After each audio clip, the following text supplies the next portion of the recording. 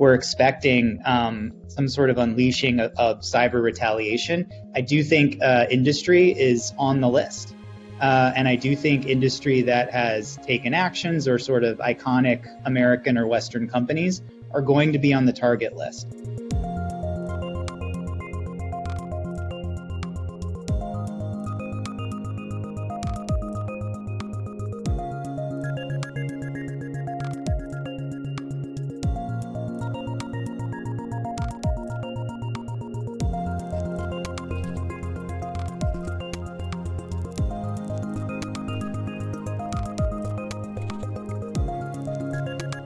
Good day, everyone.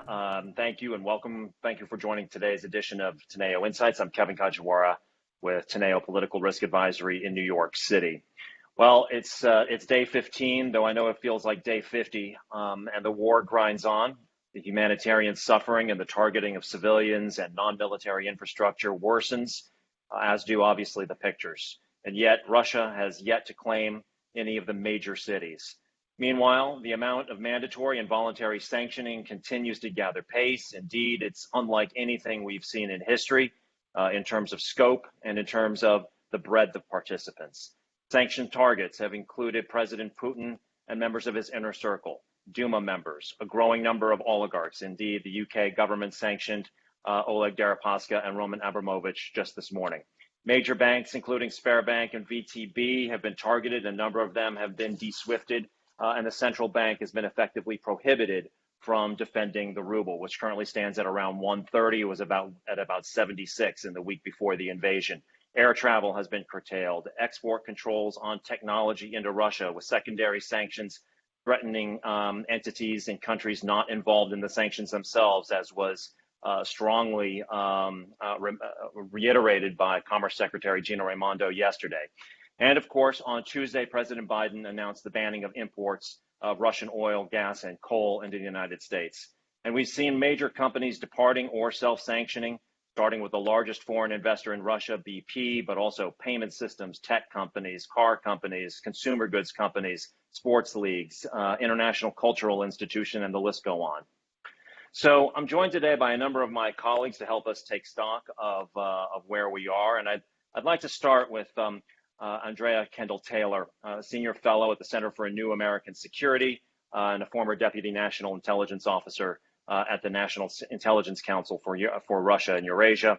She's a Senior Advisor at our partner firm, WestExec Advisors. So Andrea, welcome back. Thanks for joining us today. So give us your sense. Let's start out by you giving us your sense of where things stand in this conflict, and what you think is coming in the next phase, or at the very least in the next few days. Well, it's wonderful to be here with everyone. I think, as you noted, Russia continues to perform far worse than anyone expected. I think for a little while now, we've expected that after a slow start that Russia would look to regroup and revise its strategy. But we do still see, nonetheless, that they are continuing to be plagued by many of the same troubles, the supply chain and other logistics issues that have been evident from the start. On the kind of battlefield or on the map, they do continue to make relatively more gains in the south. Pentagon officials have said that they are making some progress towards Kharkiv, and that conditions are more or less stagnant everywhere else in the country. The convoy north of Kyiv is still stalled. The defense official did note that there has been an advance by Russian forces to the northeast of Kyiv. But I think what I'm hearing is whether or not Russia can actually take Kyiv is an open question. There's also, I think I'm hearing from Russian military analysts that it is likely that Russia's combat effectiveness could taper in 3 to 4 weeks. In which case Russia could require a ceasefire to resupply.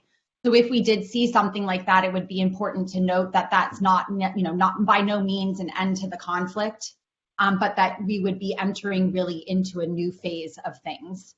The Defense Department kind of reported that they don't see signs that Russia is bringing in reinforcements, but I am hearing otherwise from a lot of folks who are following the open source satellite imagery and other things, saying that they do see evidence that there is equipment heading in on trains, which could take a week or two. It is clear, though, that Putin is very frustrated with Russian progress so far. The Pentagon's talking about the fact that the Russians are using quote unquote dumb bombs, and they are indiscriminately targeting civilians. That is very much kind of the shift in the strategy at this point, which does seem to be to target civilians in order to break the will of the Ukrainians, and I think to try to compel Zelensky to make some concessions in negotiations. I know we've all been, just so heartened and inspired by Ukrainians' ability to fight, but I hear again from Russian military analysts that we have to remember that Russia is often, to use maybe a bad sports analogy, but a second half team, in the sense that they often come out of the gates a little bit slow. They can course correct, and so it's still hard to know exactly how much progress we're likely to see in the coming days and week. I think looking at Kharkiv and what happens there, and critically Kyiv, is going to be, incredibly indicative, I think, of the future trajectory of the conflict. I do think that the longer that this goes, the harder it gets for Russia, both economically, but also in terms of keeping this conflict hidden from Russians. They have suffered very significant losses. The Pentagon is putting that between 2,000 and 4,000 with low confidence. But that's more than Russians have lost in any of their recent campaigns, more than Georgia, Syria, Crimea. So it's more akin to their second campaign in Chechnya. And sustaining the conflict with its costly and casualties coming home is going to be extremely difficult for President Putin. Agree with all of the assessments that I don't see how Russia is going to be able to achieve its political objectives. But the problem is at this point, Putin seems he hasn't backed away from his maximalist objectives. We're still seeing that he is committed to Russian control of Crimea, having the Donbas republics as independent, Ukraine not being able to join any international blocs, which I think they have now lumped in the EU, and the neutrality piece. So not a lot of optimism. We obviously saw the diplomatic talks this morning that didn't produce anything, not even a humanitarian corridor. I think we assess that this is going to have to eventually be settled in negotiations. But the two sides, I think, are just still miles apart, and it's hard to see exactly even what the contours of that agreement might look like. Well, taking what you said and taking it very much to heart, this concept that Russia is a second half team. But you mentioned earlier that there's a view that within 3 to 4 weeks there could be a taper in their combat effectiveness. Yet there seems to be some surprise, and you've alluded to this. There seems to be some surprise, even among, not least on the Russian side itself, but certainly amongst analysts who correctly foresaw the invasion. That the performance of the Russian military is not what was originally anticipated. When you talk to the military or the Pentagon and to the IC and whatnot, what do you think is going on that front, or what did we miss? Yeah, there's a couple of things, and we heard this actually from Bill Burns, director of CIA, and director of National Intelligence Avril Haines. I think there's a couple of things. Number one is clearly the highly personalized nature of this decision and really of the Russian political system. I mean, Russia has always been a highly personalized authoritarian system, but especially with COVID, the kind of influence of his advisors has waned as he is increasingly isolated. So this was a decision that was taken by an incredibly small group. And it is very likely, as I think Bill Burns said in his testimony, it is not career enhancing to tell Putin things he doesn't want to hear. There has been an alleged leaked FSB document. I'm not sure how credible it is, but it does assert that there was a lot of political pressure to kind of overstate just how easy this operation would be for Russia, in large part because most Russians could not believe that President Putin would even ever do this. Right. And so it kind of felt like a cost, the consequences of providing those rosy assessments didn't seem real, I think, for most Russians. So there's obviously a problem with the information that he had, both in terms of probably their own capabilities, but primarily the resistance of the Ukrainians, and certainly the backlash that they've seen from the international community. And I think the other factor is that they wanted to keep this operation out of the eyes of the Russian public. So they came in with a plan to get to Kyiv extremely quickly with as few casualties as possible. So they didn't actually fight this war the way that the Russian military trains. We've seen them break. They're not fighting in combined arms units. They've broken up, they're atomized, and that causes all of the logistics problems that we're seeing. So I think it's the fact that they had faulty assumptions going in, and the very nature, overly optimistic about their ability to get to Kyiv and get this done quickly, that has caused a lot of these problems. And so we haven't seen them employ, we haven't seen electronic warfare. The air power has been much less than expected. So they really have fought in a way that they don't typically train. I think that's also going to be important, looking when we are taking stock in what lessons do we learn. We're going to have to be careful, I think, about what we extrapolate about the capabilities of the Russian military from this operation, because a large part of it had to do with the way that the operation was planned. So it's too soon to say that the Russian military is a paper tiger, I think. Sure. Now, you alluded to the acknowledged or analyzed Russian losses and casualties. What's your assessment? Obviously, everybody's been inspired, as you say, by the performance of Ukraine, its military, its volunteer forces, and the heroic effort to get civilians out of the country and into the West, certainly. But what is your assessment of the status of the Ukrainian defense forces right now? And also, we've heard a lot about the arms flow, particularly of javelins and stingers and the like, as well as small arms. What's your assessment of the arms flow into the country and how intact and the integrity of the supply chain on that? So Kevin, this is probably the biggest gap in our understanding of what's happening. And it's because the Ukrainians have done such an amazing job in controlling the narrative. I mean, there are all sorts of myths coming out, right? They are doing an amazing job controlling the narrative. And it is extremely difficult to have to put a finger on where the Ukrainian forces are. So we see all of the charts coming out with the kind of equipment that has been taken out of commission on the Russian side. We have very little insight into how the Ukrainians are doing. I think, and that's what in part, I think, makes it really difficult to see how this can go. It makes it hard to judge Zelensky's willingness to engage in diplomacy because we don't really have a very good sense of how the Ukrainian side is holding up. I think the best estimates that I'm seeing is, that it's about equal in terms of what has the equipment that's been lost on both sides. They assess that Russia's lost about 10% of the equipment that they've had in theater. It's likely to be at least the same for Ukrainians. But again, I think we have even less insight into what's happening on the Ukrainian side of the equation in terms of their casualties and everything else, because they are trying to control this narrative and keep an optimistic spin on the conflict. So that's a key uncertainty in all of this. And the arms flow? Seems to be continuing. I don't have any particularly good information. I mean, obviously we've seen a lot of back and forth about what the MiG-29s and no-fly zones, but my sense is that in terms of stingers, javelins, those types of things, that they have arrived in country, that they are, to the best of our ability, we're getting with them the things that they need at that level. So I think that continues, and we should expect that it will. And my final question for you, I know you've got to go, is that, I know you talk about the control of the narrative, and most important in that narrative has been President Zelensky. So one of the things they have not wanted to talk about, but I know has been of concern to the allies and to the United States in particular, is what would happen if something happened to Zelensky, and making sure that there's an institutional succession plan that's established and in place and understood, so that the country can continue to rally. The allies have a continued interlocutor should something happen to President Zelensky. What's your sense of how is that firmly established and understood now, or is there a debate?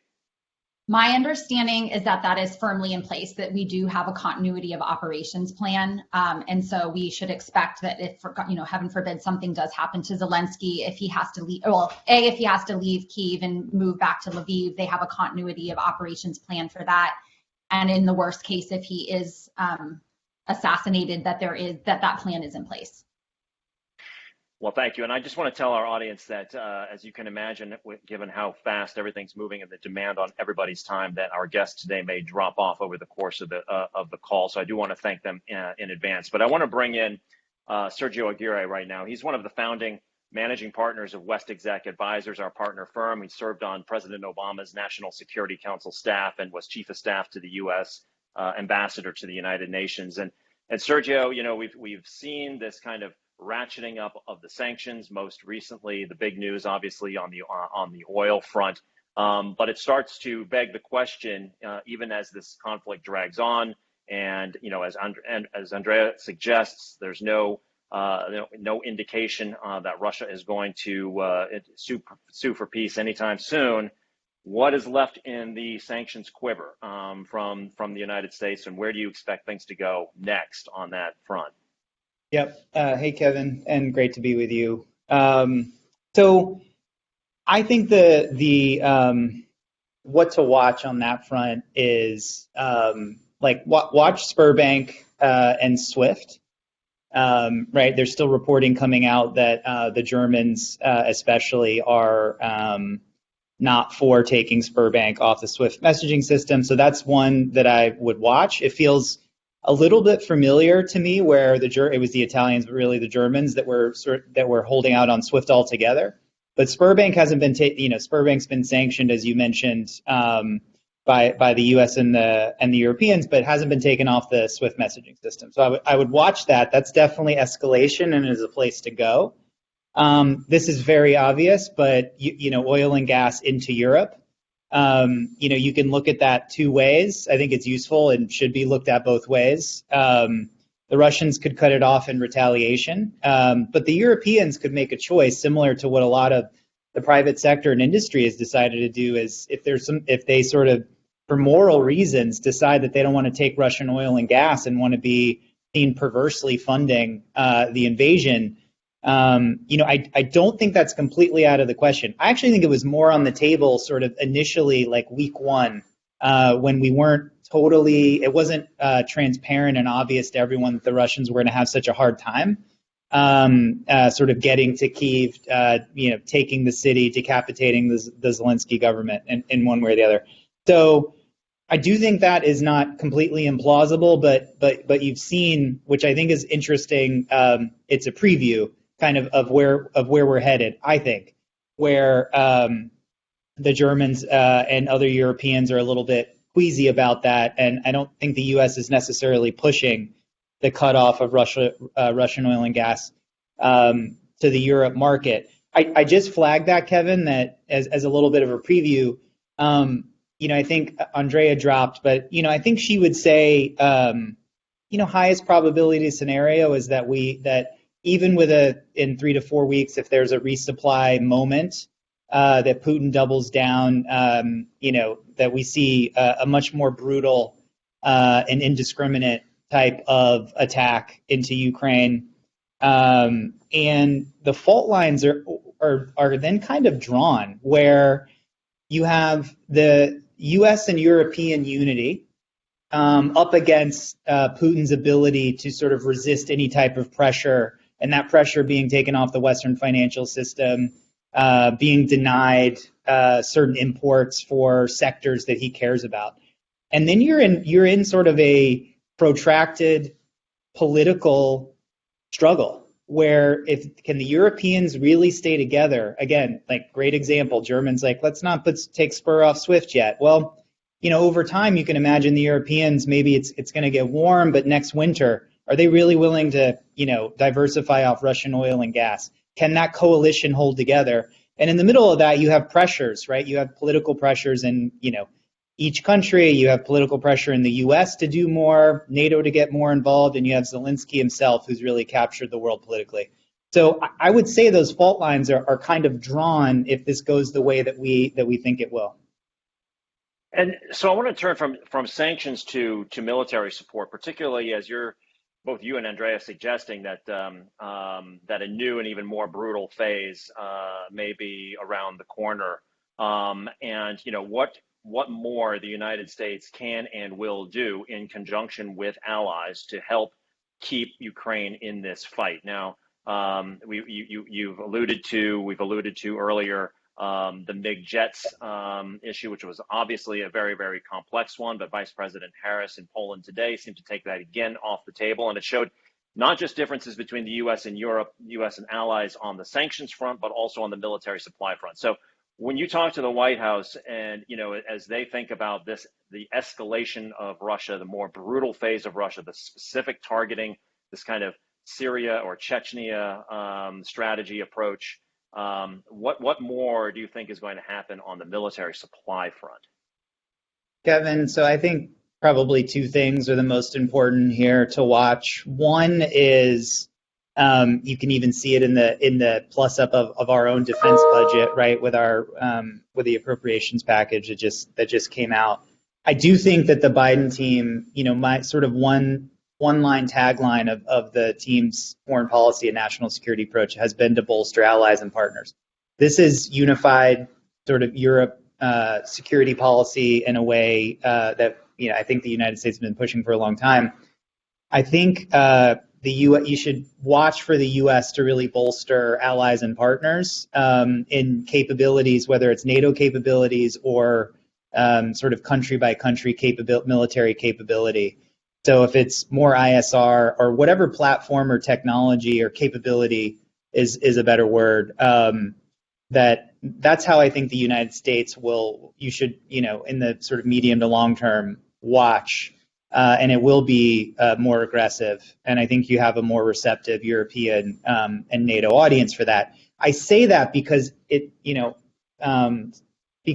do think that the Biden team has demonstrated so far they're going to be very careful not to be perceived as entering the conflict themselves, right? Biden was very clear about that, even in his State of the Union, and even as you've seen sort of the Polish MiG drama play out. I do think that they're very, very cautious about being seen, even falling into one of sort of Putin's traps where he could justify that the U.S. has entered the conflict, or even NATO. So I think they'll be very careful. So they'll be very aggressive on sort of the bolstering capabilities, and then be very, very, very careful on the flip side as to be seen as sort of entering the conflict. So, but I do think there'll be, an element of the bolstering allies and partners will be to help resupply Ukraine itself with capability, but sort of through those European allies.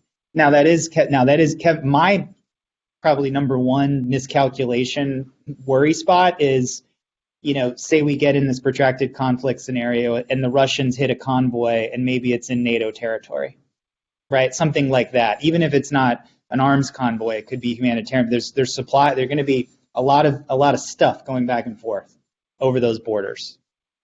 Right, exactly. But now going back for one moment, just to your statement about the president being very clear and being very clear all along, and most recently in the State of the Union address about the United States not entering this conflict. As you talk to the White House and others in leadership, how concerned are they? I mean, obviously, we've seen a lot of companies, a lot of American and European corporations and others, obviously complying with the sanctions or taking unilateral action of their own accord. But how concerned are they that actions taken by corporations could actually, from a Putin perspective, cross that line? I'm suggesting something like, Microsoft kind of proactively siding with the Ukrainians to protect them against some of the hacks, or let's say, maybe not corporations, but other private actors like hacktivists and whatnot, say going after Russia, perhaps hitting critical infrastructure, perhaps doing something like a NotPetya that actually then boomerangs back onto the West that actually could inadvertently and not part of the not a part of the plan, get us into a very uncomfortable situation. How are they heading that off?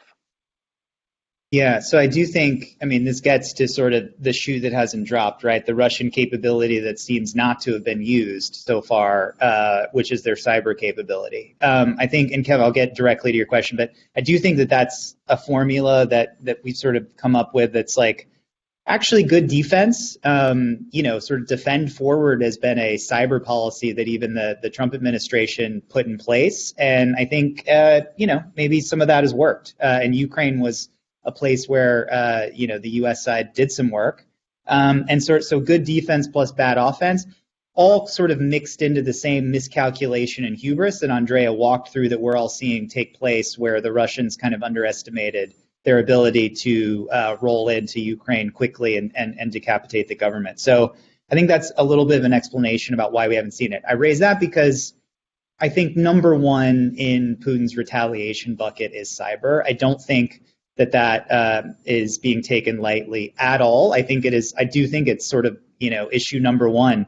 We're expecting some sort of unleashing of cyber retaliation. I do think industry is on the list.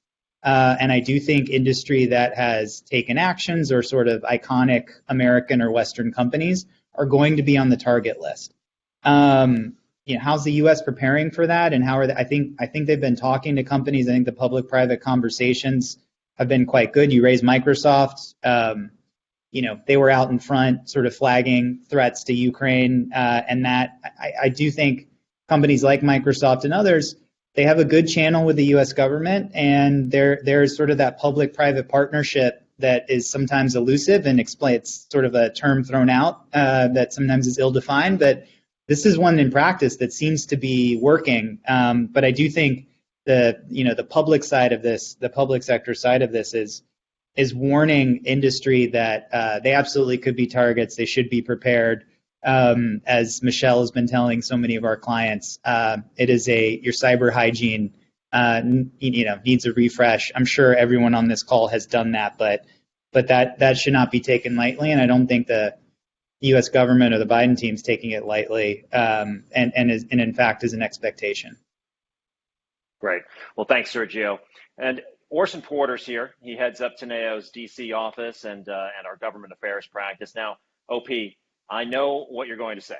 You're going to tell us about the two most important numbers in Washington: the number of days until the midterms and the price of gasoline. But I want to start with what's going on and what you expect regarding Russia and Ukraine related bills. We obviously saw that the House last night passed the 1.5 trillion spending bill. It had $13.6 billion in there for Ukraine, but where are we on legislation pertaining to Ukraine and Russia?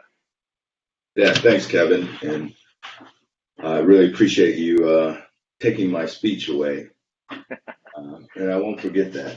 And it's always a pleasure to, I should say, not necessarily a pleasure, but very hard to follow Sergio. He and his team do a great job, and you made a wise decision in inviting them today. On the legislative side, a couple things I'll throw out.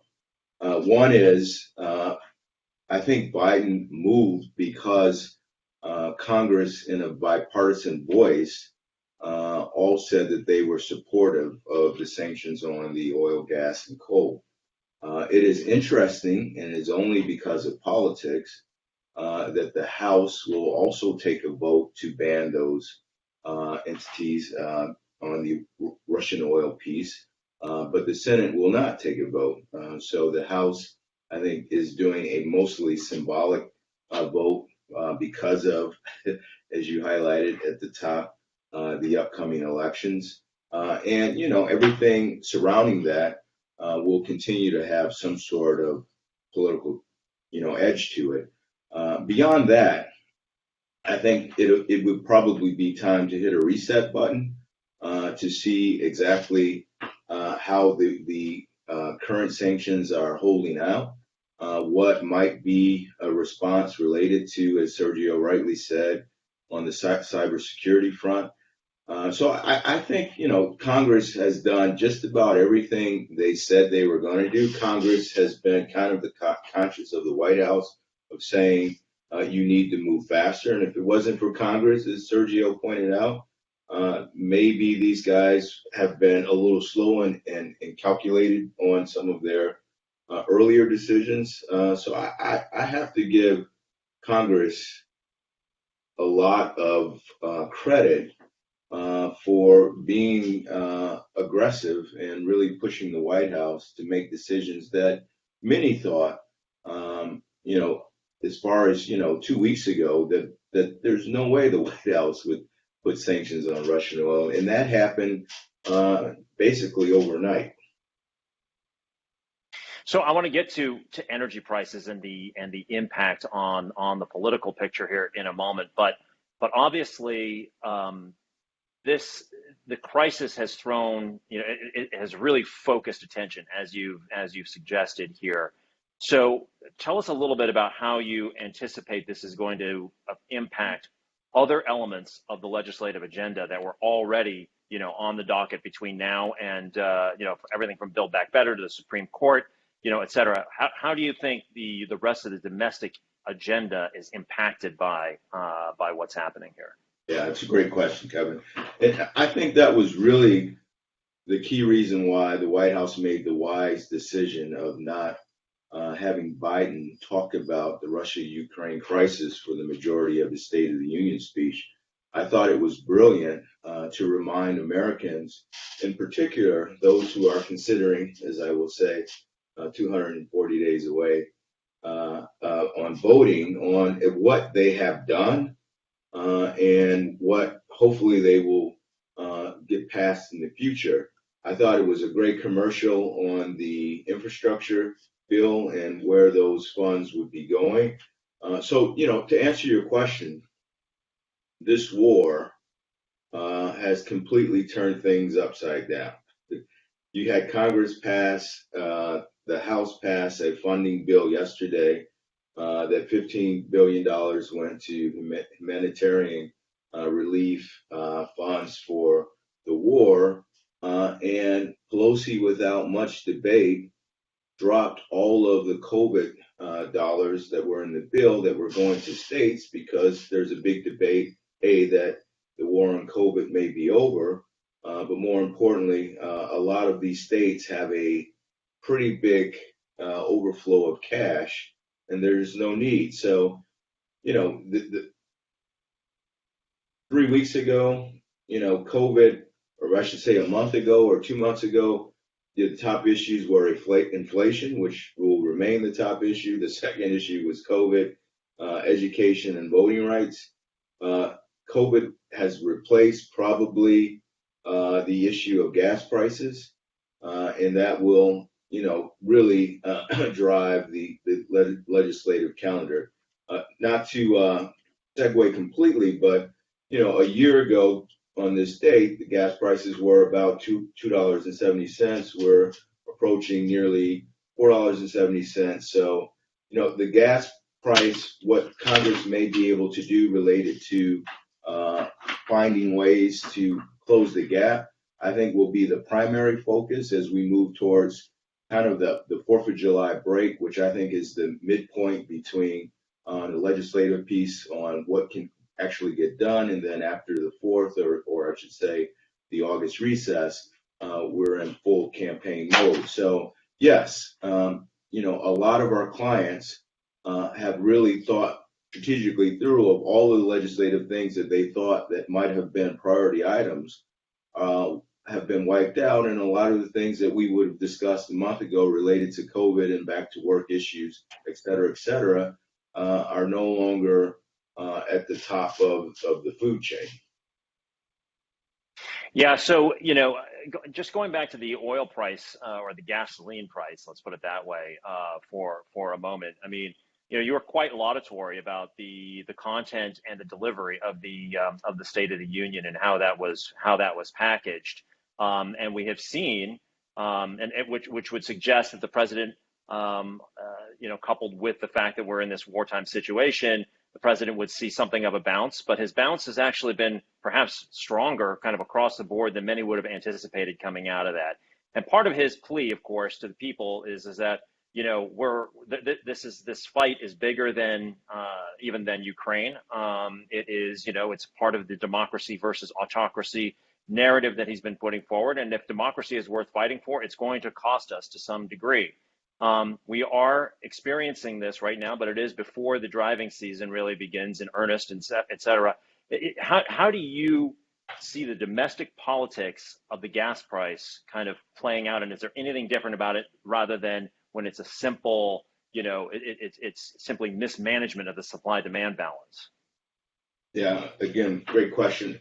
The debate and the politics really haven't started. I think when schools let out and when people load up the cars, and if we're above $5 or $6 a gallon, I saw a poll that 70% of Americans were okay with the decision to ban the imports from Russia.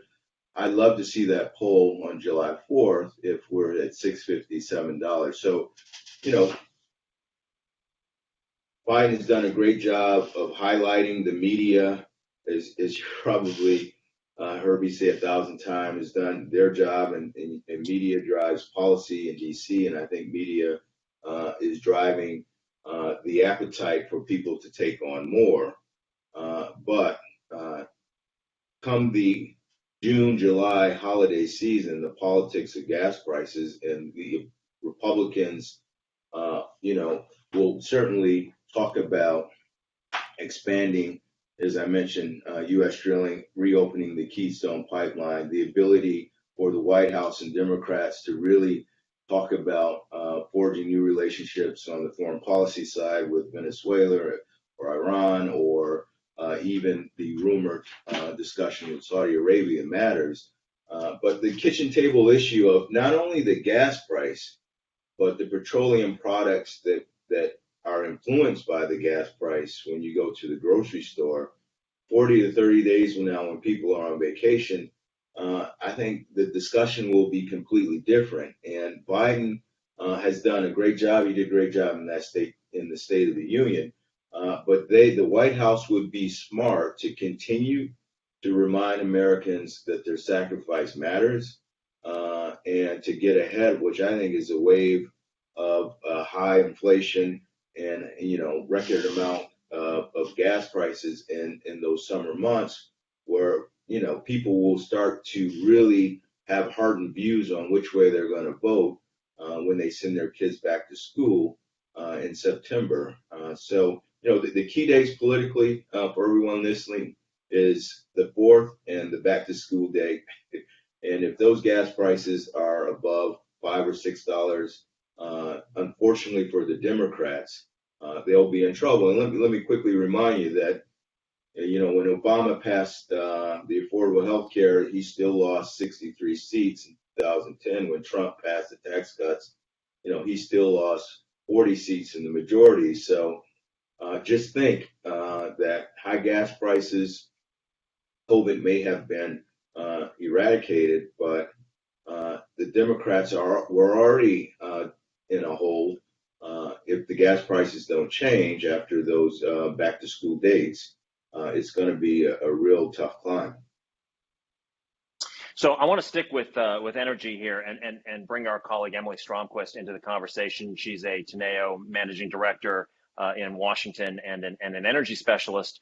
So we've been talking about the Biden announcement on oil and coal and gas. There's been a lot of talk about Europe trying to figure out how they're going to phase out.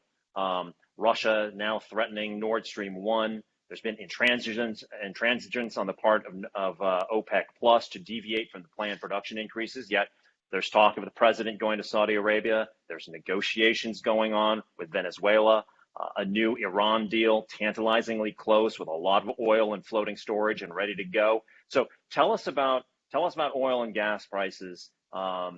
Is there any relief on the horizon? What are the options that are truly available here in the near and medium term?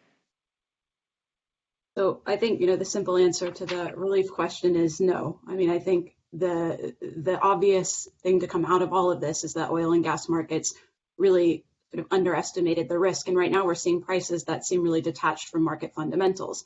And so I think now there's sort of this wait and see and this sort of expectation that as things get worse, you can see sanctions ratchet up. You can see that beginning to hit the oil and gas industry. And I think this fear is driving a lot of the volatility that we're seeing right now in oil and gas prices.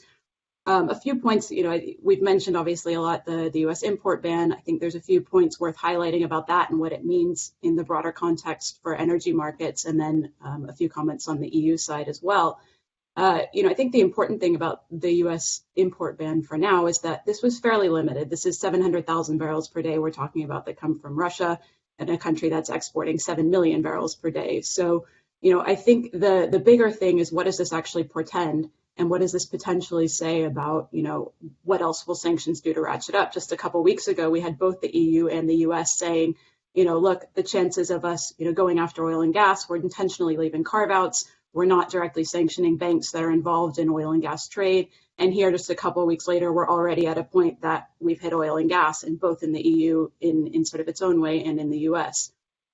So I think this uncertainty when you're looking at oil prices is really where, there's this fear now about what's next. How do these get ratcheted up? And then where does that, if any place, put a ceiling onto oil prices? And I think this is really, a big thing that the market's looking at right now. In terms of the U.S. import ban, there are obviously some backstops, some options that the U.S. is looking at about how to cover this gap of not importing Russian oil. But, I do think there is still that concern that we have sort of a few months where there's not sort of a clear solution to how to fill in for what's missing on the market. And, I think the interesting takeaway from this is you saw the Biden administration ready to dress down the oil and gas industry for not doing enough on climate just a couple of weeks ago. You see Secretary Granholm at CERAWeek this week saying, we're ready to work with you on boosting domestic production. So this, again, was a very rapid change of pace. And this is, can't emphasize enough the kind of volatility that's really driving prices all over the place right now in the market. On the Russian side, I would just point out that, again, while this is a limited amount of oil that the U.S. is targeting at the moment, obviously there's a lot of Russian crude already on water. The more that this keeps getting backed up, and as both sort of self-sanctioning and sort of de facto banning on imports and actual action by the U.S. and EU starts to impact what Russia can export, there is that chance that Russia has to start shutting in more production. So I think we are seeing the potential for real pain there. It's a question of what pace, the U.S. and the EU are willing to go, and, will the U.S. and the EU coordinate? So to touch quickly on the other factor in this equation, the EU, obviously their hands are a bit more tied. The Biden administration had sort of explicitly stated this week that it neither asked nor expected other allies to participate in this current oil import ban. But, I think in many ways what the EU announced this week with its Repower EU was almost more dramatic than what the U.S. oil import ban implies. The Repower EU plan, sort of at its sort of core, is looking, immediately to reduce dependence on Russian gas by 70% this year alone. Obviously, that's raised a lot of eyebrows in the market. Again, is going to really drive a lot of volatility on the gas prices side of things. But this is a plan that's fundamentally based on diversifying sources of gas for the Russian market. And then also kind of on the bit longer horizon, looking at things like really doubling down on developing renewables, solar, wind, renewable gases, and then also removing gas from the power and heating equation. So the real concern right now in Europe is that, we're now approaching the time where they need to be refilling storage in preparation for the 2022-23 heating season. And, are really relying heavily on greater imports of LNG, in order to do that. And I think this is where, while there is significant LNG capacity coming onto the market this year, it's not sort of even in and of itself enough if it all went to Europe to backstop. And a lot of this is already contractually committed. So Europe is going to be having to turn to the spot market, not to mention some of the capacity limitations that exist in the European market. So I think this is really the one point to watch in Europe, is that if you're going into the spot market, it's already a tight market. You're going to be competing heavily with Asian buyers to purchase that gas. I would expect a lot of volatility in gas markets as that sort of east-west competition to get this LNG plays out. So, all said, a lot of volatility in prices in the oil and gas side of things, and not necessarily any relief in sight as the market sort of worries about how this continues to ratchet up with the crisis.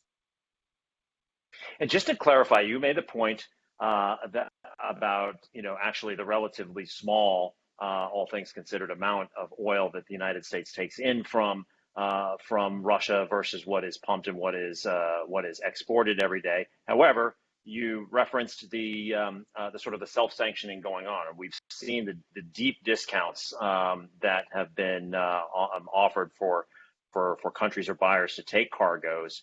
Do you get a sense of, when you kind of add all of that up, effectively how much Russian oil is being taken off of the market right now? I mean, there were rumors that, Russia was having a tough time just last week selling some 70% of what it was exporting at the moment. I think a lot of this was a wait and see kind of response by the market. What was the reach of sanctions? How much of that was truly untouchable versus political optics? And then also, who was willing to buy this crude that was, excruciatingly discounted compared to Brent. And I think, we're seeing that there are still some takers, but there is still a lot out there that is getting backed up. And, I think the exports coming out of Russia, they're having a hard time finding ships. They're having, the cost of insurance is obviously going through the roof. So this is significantly complicating things. And it hasn't sort of, moved all the way down the chain to the actual upstream investments and what's coming out of the ground. But it does seem like, as this continues to be an issue that we get to that point eventually, short of any other reconciliation or solution on the Ukraine question. Right. So I want to turn to Europe, and starting with our Eastern and Central Europe specialist, Andrius Tursa, who's joining us today. I want to know, for all that we've just been discussing, I want to turn to Russia here for a second, right? We've already seen some of the effect in Russia of people leaving the country. We've seen lines at ATMs and whatnot, but this is mostly anticipatory effect rather than the actual effect of sanctions kind of starting to take hold. What's your sense of what the impact is on Russian public sentiment right now? I know it's hard to get a read. I know that Russia is controlling the media narrative, but when you sort of look at it historically, socially, economically, and the like, what picture is emerging here? Thank you, Kevin.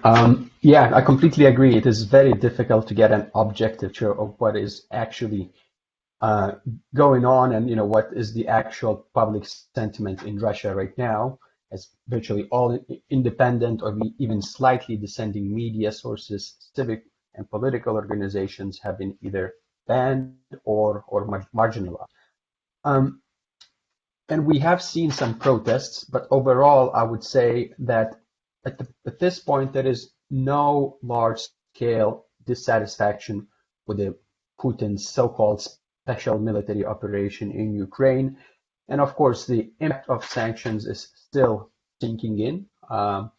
So it is important to watch the situation going forward. But I've looked at Levada opinion polls, one of the independent pollsters remaining in Russia. And the opinion polls conducted just days before the start of the war showed some revealing figures. One is that 60% of Russians considered the United States and NATO to be initiators of the conflict in Ukraine. So 60%, that's significant. Also, nearly 60% believe that the self-proclaimed republics of DPR and LPR in Donbass should become either independent or part of Russia.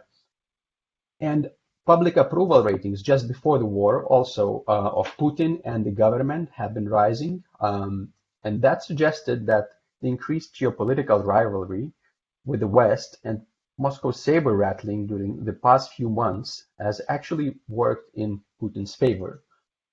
Of course, it will be very interesting to see what the opinion polls show and what are the figures after the invasion and whether that changes. During the past days, we saw thousands of Russians coming out in anti-war protests. And that's significant. Those people were risking to be arrested, face criminal charges, being thrown out of jobs, universities. And today's count is that around 14,000 people were arrested. On the other hand, I think turnout of a few thousand protesters in Moscow this weekend, a city which has 12 million inhabitants, was still relatively low, and I think that doesn't put significant pressure on Putin. And yes, I think, as I mentioned, important question is how this will develop. And the Russian government is already seeking to prevent public discontent associated with the economic situation. It has recently approved additional payouts to low-income families. They're supporting the affected sectors economically. There are tax breaks in the pipeline. And I think it's also important to take into consideration that public sentiment will not necessarily turn against Putin and his actions as the main reason for economic difficulties.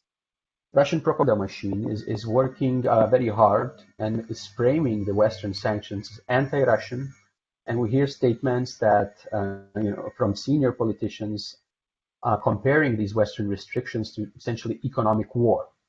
So it is possible that the worsening socioeconomic situation in Russia could actually strengthen the anti-Western sentiment and have opposite effects, meaning not to constrain Putin, but possibly even embolden him. So I think this is important dynamics to watch going forward. And in terms of the economic war that they reference, there's increasing talk of Russia counter-sanctioning the Western powers to some degree. And obviously, there's not necessarily a lot of Russian goods other than raw materials that are coveted in the West. But as a lot of companies are either suspending or pulling out of Russia, the threat of nationalization also or repossession looms over a lot of assets on the ground in Russia, which would be a true decoupling, obviously, if they were to go down that path. So what's your sense on that front? Yes, indeed. During the past few days, there have been a lot of discussions in Russia about this potential nationalization or expropriation of assets of foreign companies that left Russia or shut down their operations in Russia due to the war in Ukraine. And at the moment, there are a lot of different suggestions, and it's not exactly clear how this would work. Some initial proposals by the Ministry of the Economy outlined yesterday suggest that this measure, nationalization, would apply to companies owned more than 25% by persons, entities from unfriendly countries. So I think these are 48 unfriendly countries that Moscow singled out a few days before. So basically, unless these companies restart operations, Russian government is considering placing them under external management, then putting the assets up to auction. And this is being framed as a move basically to prevent bankruptcies and save job places. So in general, I think they're moving into this direction, and some form of this legislation is going to be passed, but at the moment it's still unclear what exactly it will entail and how exactly that will function. But obviously, this is one of the major counter sanctions proposals under consideration right now, along with the ban of exports on certain commodities and raw materials. The latest list, not including metals or agricultural products, but there still remains a possibility to supplement that list, and that would have significant effect, I think, on global commodity markets and international businesses that are reliant on these commodities. Andrius, we started this conversation today talking a bit about the lack of progress to some degree that Russia is experiencing on the battlefield in Ukraine.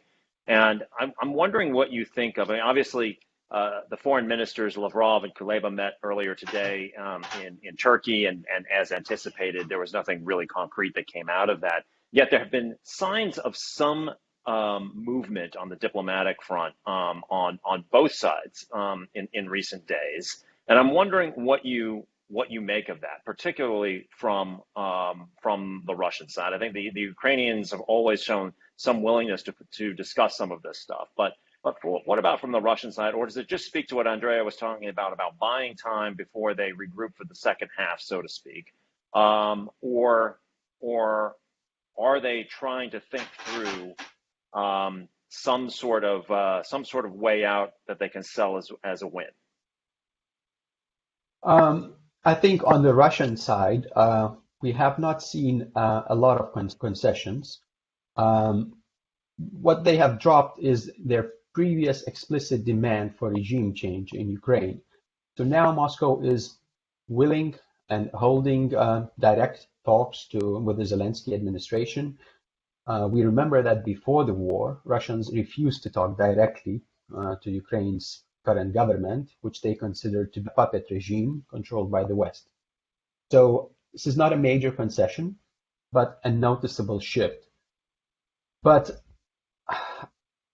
still, I think the prospects of a last ceasefire agreement in the near term are rather dim. The Russian side has not made any indications that they're willing to back down, at least partially, from their key demands. The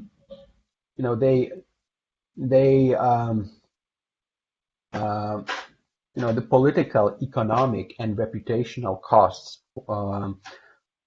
of this so-called military operation for Putin are very high right now, and probably too great to settle only for a partial compromise or partial achievement of the objectives, especially at this point when the military situation on the ground remains very much in balance. So I agree with Andreas and Sergio's points are mentioned earlier that I would expect Russians to intensify their offensive on Ukraine's key cities, military targets, critical infrastructure, even civilian targets in the coming days and weeks. And their objective would be to weaken Ukrainian positions on the ground to the point where Moscow could impose political objectives or at least force Kiev to make significant concessions in the negotiations. So I think that is what we're likely to see in the coming 2-3 weeks.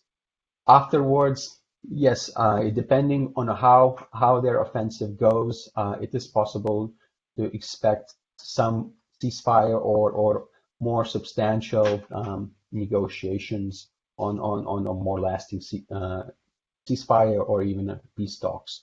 But in the near term, in the next 2-3 weeks, I wouldn't expect significant progress. I want to turn finally to the EU and to Europe more broadly. Frankly, my colleague Carsten Nickel is here. He's one of our co-heads of research and calls in from London today.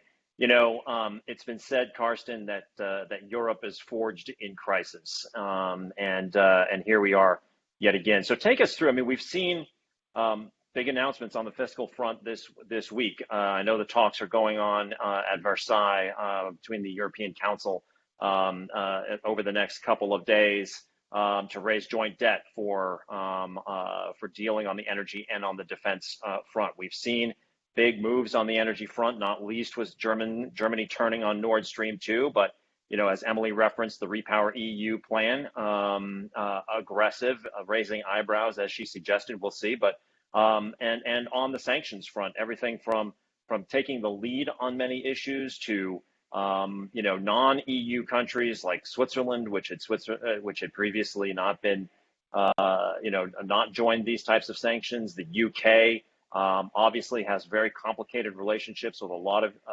Russian businesses and businessmen, and countries like Finland and Sweden more openly talking about joining NATO than in recent times. So talk us through what's going on the European front right now?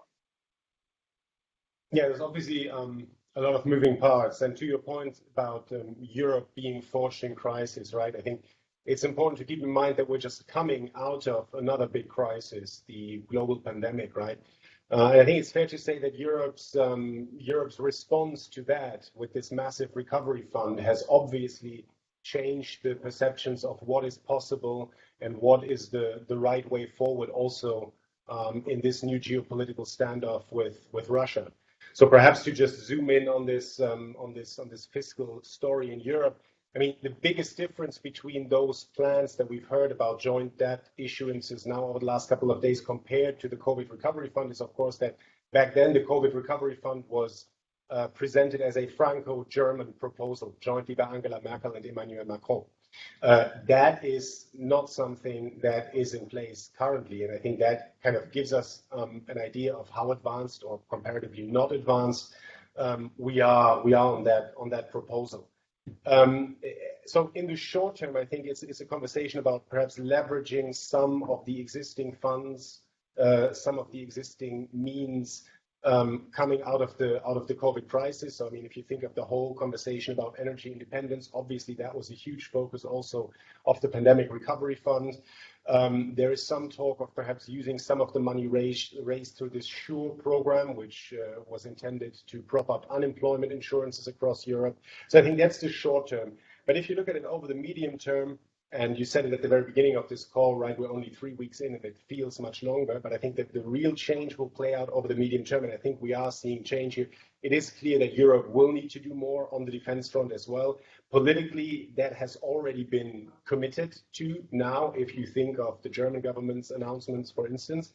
And as governments try to roll that out, I think joint action on the European level, joint financing on the European level will have to play a greater role in that context, not least because from the perspective of those frugal countries, I'm coming back here to a point that I made earlier in the context of the COVID recovery fund, joint borrowing on the European level is a elegant, if you like, way of hiding these additional spending basically from your national budget where you're trying to still live up to relatively strict and hawkish rules.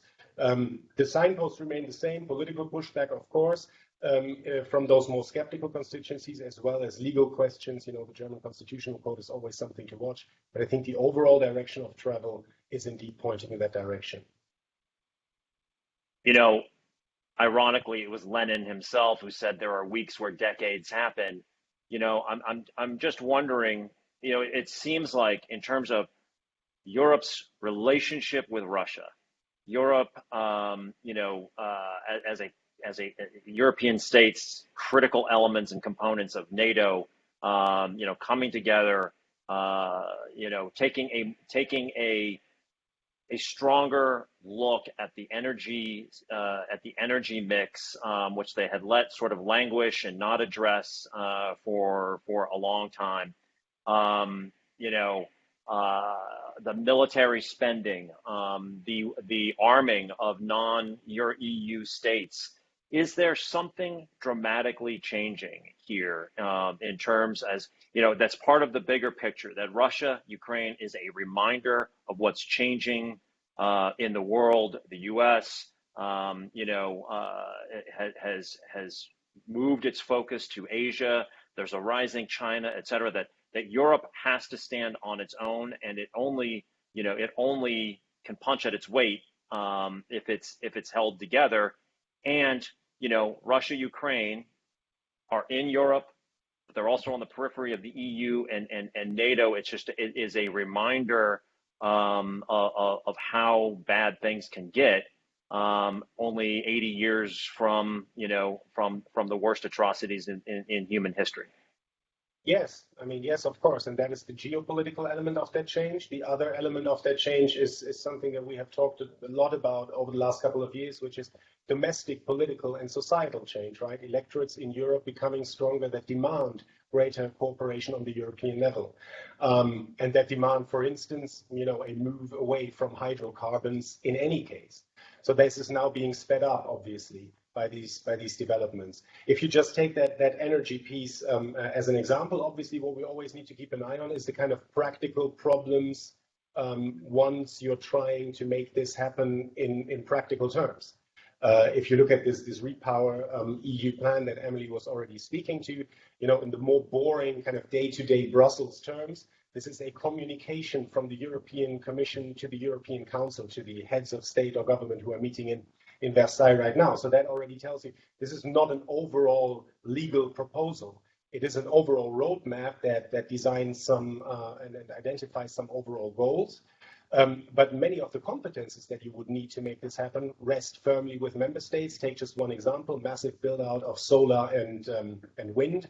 That is something that takes you really into the depth of regional, municipal level politics in countries such as Germany, where the change needs to happen and where so far we've moved way too slowly. I think what is most important and most interesting in that regard here on the European level are things around market regulation, right? What can the European Commission do in terms of allowing member states to tax the windfall profits of energy companies, for instance? What can they do in terms of allowing subsidies to consumers to shore them up somewhat? Those are questions of market regulation, state aid, which is a big thing in the setup of how the European market works. So I think we basically have these two dynamics. We have this fundamental change going on in the world and in domestic electorates, yes, for sure. And then, of course, what we shouldn't lose sight of is the kind of intricacies and problems of making this happen on a day-to-day basis. And I think if you look at what's being discussed in Versailles right now, we're basically seeing both of these pieces in action. My final question for you is obviously this year in Europe, the biggest election is the French election.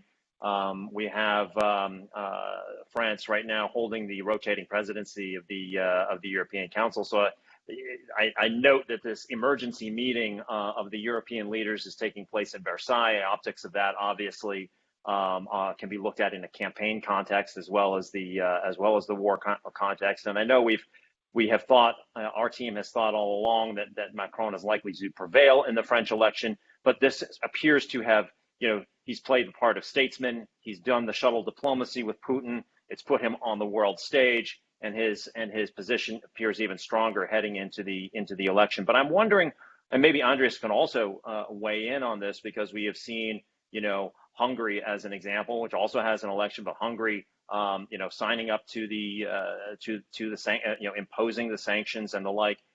What has been the impact on the political dynamic in Europe, and particularly with the far right and the populist right, many of whom had made common cause with Putin and Russia over recent years? Has this really mixed up that political dynamic in Europe? In the short term, for now, yes, definitely. And it has certainly increased the political cost of these right-wing tactics that we have seen over the last couple of years. The question, of course, that we need to look at from a medium-term political risk perspective, how durable is that? And here I would mirror, some of the points that Orson made earlier about domestic US politics. So once the effect of those sanctions and this evolving sanction regime really starts to bite, right now it's still anyone's guess how that plays out on the map of domestic politics in Europe.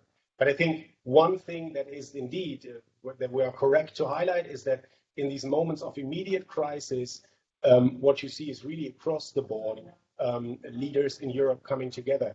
And the previous example that I could think of here in this context is Brexit, right? Where there were speculation along those lines. Would some of these perhaps more nationalist-leaning, right-leaning governments, for instance, in Central and Eastern Europe, make it difficult to find a common position? What we see here in this crisis basically is a version of the same playbook, in the sense that when Europe really is at threat, the project as such, we see leaders coming together, at least in the short and immediate term. How this plays out over the medium term is, I think, a different question. Yes, and I guess for Central and Eastern Europe, it definitely put countries and political leaders previously close to Putin and Russia in a very difficult situation. So here we talk about Serbia or Hungary. For example, Orban is trying to balance Fidesz position, which has traditionally been pro-Russia. The government is taking a very well approach that Hungary must stay out of this conflict, but in practice, it is impossible for them to stay out because, on the one hand, they have approved all EU sanctions on Russia. The country is hosting tens of thousands of Ukrainian refugees. Budapest is also pushing for Ukraine's swift accession into the EU. On the other hand, state media channels in Hungary are broadcasting pro-Russian or pro-Putin propaganda. Budapest is still going ahead with the construction of Pax nuclear power plant together with Rosatom, and Hungary is blocking that direct supply of lethal weapons to Ukraine. So this just illustrates in what a tight spot political leaders are, especially in Hungary with the elections coming, parliamentary elections coming ahead in 3 weeks. And it will be interesting to see how the electorate's perception of this balancing act, whether it has an impact on the electoral result and Orban's performance in these crucial elections.